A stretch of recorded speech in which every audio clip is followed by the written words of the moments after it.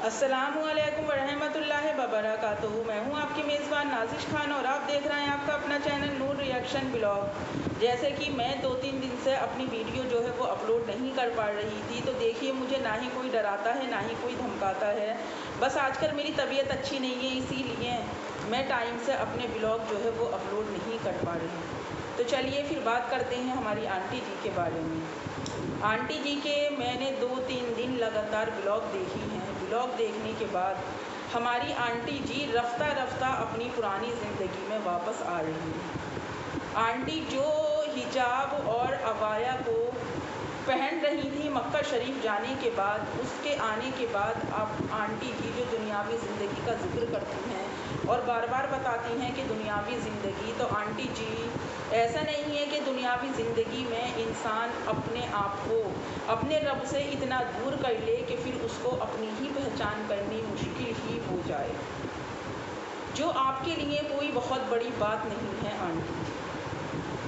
अब मैं यहाँ पर जिक्र करूँगी कि पहले हमारी आंटी जी ने एक सवाल किया था और सोशल मीडिया पर वो चीज़ बहुत उछलकर बाहर आई थी। हमारी आंटी जी आज तक जो भी करती हैं उसका इल्ज़ाम दूसरों के ऊपर डाल देती हैं। तो क्या आंटी जी ये चीज़ आप कहकर भूल जाती हैं या फिर आप याद रखना गवारा नहीं करती? पब्लिक है आंटी, सब जानती है। फिर दूसरी बात आंटी जी ये है, आपने कहा कि आप एक प्रॉपर ब्लॉग बनाएंगी। किन लोगों ने आपके रिश्तों में गंदगी फैलाई, किन लोगों ने आपके हस्बैंड एंड वाइफ को जो है वो उकसाया एक दूसरे के खिलाफ? तो आंटी उस 15 दिसंबर की रात आपके घर क्या हुआ था, ये चीज़ क्या कोई यूट्यूबर जानता था? ये चीज़ क्या हमारी पब्लिक जानती थी?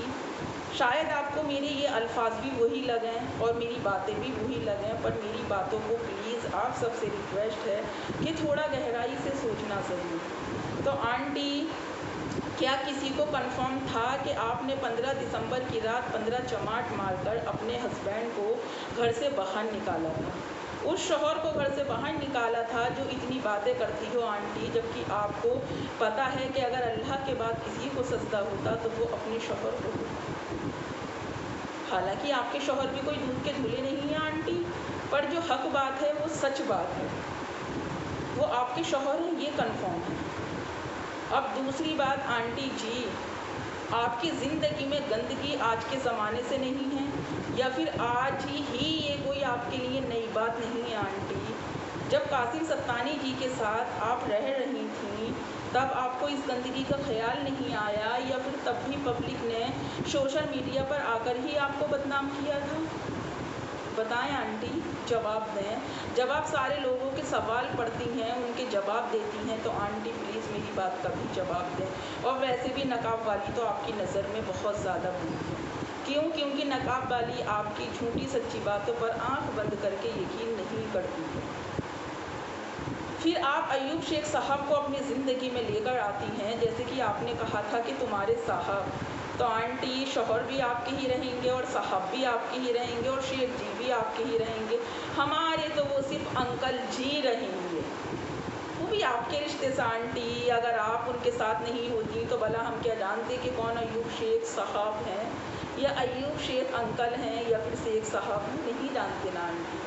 अब हमारी आंटी जो हैं तो वो दुनियावी ज़िंदगी को छोड़ रही हैं। कहती हैं, पहले तो कहती थी कि मैं सोशल मीडिया से दूर जा रही हूँ, आप सबको मेरा जो है वो ब्लॉग छोटा छोटा देखने को मिलेगा, अब मैं ज़्यादा सोशल मीडिया पर कनेक्ट नहीं रहूँगी। कुछ लोग चाहते हैं कि मैं सोशल मीडिया छोड़ दूँ। तो आंटी, इंसान के चाहने से कभी कुछ हुआ है? जब तक आप खुद नहीं चाहें। फिर दूसरे दिन हमारी आंटी ने सोचा कि उफ माय गॉड, मैं अपने ब्लॉग में क्या बोल आई, आज इस बात को जाकर मैं कैसा सीधा करूँ आंटी। फिर आंटी, आपने अगले दिन कहा कि लोग सोचेंगे कि मैं डर गई। जो औरत अल्लाह रब्बुल इज़्ज़त से ना डर रही हो, उम्रह से आने के बाद भी जिसने अपना टैटू ना निकाला हो, जो नमाज और पुरनमाज सोशल मीडिया पर दिखाकर पढ़ रही हो, तौबा इस्तग़फ़ार दिखाकर कर रही हो, ऑन द कैमरा पब्लिक की सिंपैथी हासिल करने के लिए जो औरत इस बात की फ़िक्र ना करे कि मुझे क्या चीज़ अपने ब्लॉग में दिखानी है और मुझे क्या चीज़ अपने ब्लॉग में नहीं दिखानी है, क्या मेरी पब्लिक को ऐसा लगता है कि वो औरत आपसे, मुझसे या फिर ये जितनी भी आवाम, जिस आवाम को वो ये कहती हैं कि सोशल मीडिया के लोग झूठे हैं, सोशल मीडिया पर कोई भी रिश्ता सच्चा नहीं होता। आंटी, इसके ऊपर भी मेरे दिल में आपसे एक सवाल है, पर क्या करूं, फ़िलहाल ना ही वक्त मुझे इजाज़त देता है और ना ही हालात मेरे इस तरह के हैं कि मैं आपसे वो सवाल करूं। पर इंशाअल्लाह इन फ्यूचर कभी मेरी ज़िंदगी में वो लम्हा आया तो मैं अपने दिल का वो सवाल आपसे ज़रूर करूँगी। और मुझे ये भी पता है कि मेरा सवाल वो ऐसा है, आप इसका जवाब भी मुझे हर हालत में ज़रूर दें। जब आंटी आपको ही सोशल मीडिया छोड़ना ही नहीं है तो आज का ब्लॉग डालते वक्त कल के ब्लॉग पर पूरी तरह अपने डिवीज़न कर लिया करें आप, तो शायद आपके लिए आसानी हो। और ये भी सारी पब्लिक जानती है, आप कहती हो ना कि अल्लाह मेरी तौबा है, अस्तगफिरुल्लाह। आंटी, जिस शौहर के नाम के इतने पर्चे फाड़ दिए, जिस शौहर को इतना बदनाम कर दिया कि सोशल मीडिया पर उसकी कहीं मुंह दिखाने की जगह ना छोड़ी आंटी, आज वो शौहर भी मेरी बीवी के नारे लगाता फिर रहा है। या तो आपको हया नहीं है या फिर आपको उस शौहर को शर्म नहीं। अब आप कहेंगी कि लड़ाई हर घर में होती है, बेशक लड़ाई हर घर में होती है, पर इस तरह सोशल मीडिया पर तमाशा आप जैसे लोगों के ही घर का होता है आंटी। तो जिस गंदगी के बारे में आप बात कर रही हैं, जिसके बारे में एक ब्लॉग बनाने वाली हैं ना, उसमें अपना नाम खुसूसी लीजिएगा, क्योंकि जब आप बोली थी पीछे से तब आपका शौहर बोला था, उससे पहले आपके शौहर ने किसी बात का कोई जिक्र ही नहीं किया। अब दूसरी बात आंटी, आपने कहा कि बहुत से लोगों के बच्चे मेरे लिए मतलब मुझसे बात करते हैं, मैं किसी रिहैब में जाती हूँ, एक एक बालपिन ख़रीदने वाली औरत, एक एक चीज़ को दिखाने वाली, नमाज जैसी अजीम चीज़ को सोशल मीडिया पर लाने वाली वो औरत अगर किसी रिहैब सेंटर में जाती है तो फिर इस बात का जिक्र क्यों नहीं करती, सोशल मीडिया पर दिखाती क्यों नहीं?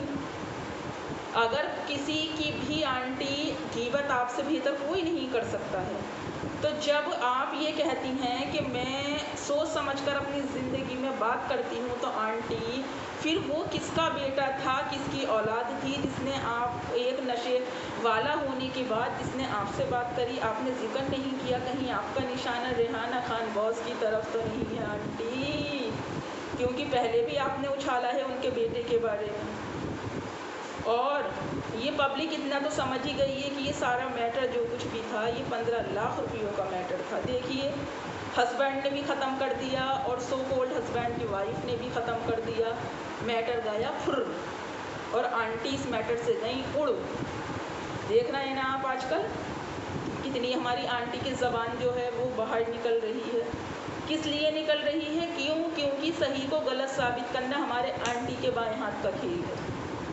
आंटी, आप भी जानती हैं कि जितनी बातें आप सोशल मीडिया पर बैठकर बोल रही हैं ना और बोलती हैं, सब में सच्चाई नहीं होती है आंटी। ज़िंदगी के दो रुख होते हैं, एक अच्छा और एक बुरा। आपने सही कहा है कि ताली कभी एक हाथ से नहीं बजती है, दो हाथों से बजती है। पर आप आज बहुत ज़्यादा सियानी बन रही हैं आंटी। पर हर इंसान का दिन आता है, जैसा कि आप कहती हो, वेट एंड वॉच। हर इंसान का आता है दिन आंटी, आपका भी ज़रूर आएगा। यहाँ ना सही तो ऊपर ज़रूर आएगा आंटी। जिस नमाज को आप सोशल मीडिया पर सिर्फ पब्लिक सिंपैथी हासिल करने के लिए पढ़ रही हैं, जो चीज़ आप सोशल मीडिया पर बैठकर दिखा रही हैं आंटी, क्या आपको जब इतना इल्म दीन है तो क्या आपको नहीं लगता कि किसी का 1 रुपया खाना भी शरीयत में हराम करार दिया गया है? और जब आपकी इतनी गुंजाइश है कि आप उन 15 लाख रुपये का मैटर रफ़े दफ़े कर सकती हैं, तो फिर आंटी खौफ इलाही में ही सही कम से कम आपको ये करना तो चाहिए था। पर आपको हमेशा नकाब वाली से चिढ़ रहती है। क्यों नकाब वाली आपसे सवाल करती है ना आंटी? क्या करूँ, अब मेरी भी आदत सी पड़ गई आंटी सवाल करने की। पता नहीं इन सवालों को करने के एवज मुझे क्या खुमियाजा देना पड़े, क्या मुझे बर्दाश्त करना पड़े।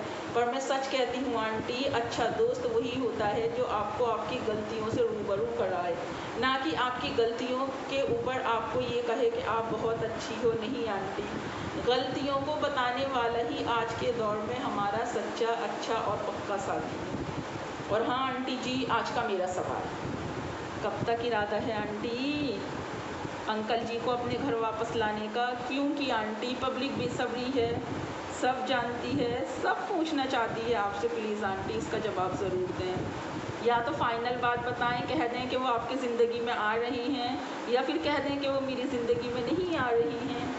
चलिए तो मैं अपने ब्लॉग का यही एंड करती हूँ। नेक्स्ट वीडियो में फिर मुलाकात होगी। तब तक अपना और अपनों का ढेर सारा ख्याल रखें और मुझे भी अपनी दुआओं में याद रखें। अल्लाह हाफिज़।